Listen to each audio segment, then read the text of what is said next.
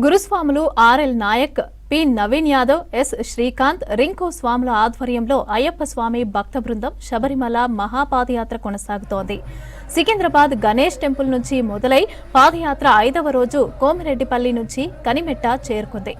మెట్టుగూడ వాస్తవ్యులు సలంద్రి కృష్ణ యాదవ్, రేఖ ఏర్పాటు చేసిన భిక్షను అయ్యప్ప స్వాములు స్వీకరించారు.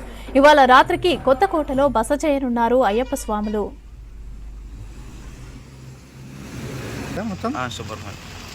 మీరు కూడా వెళ్తారా? ఎక్కడి నుంచి వస్తారు?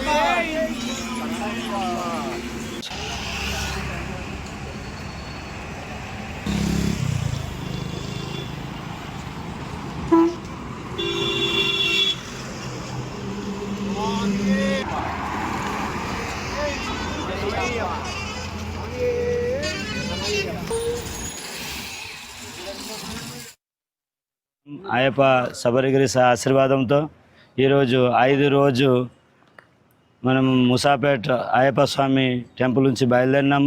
నిన్న కొంచెం వర్షం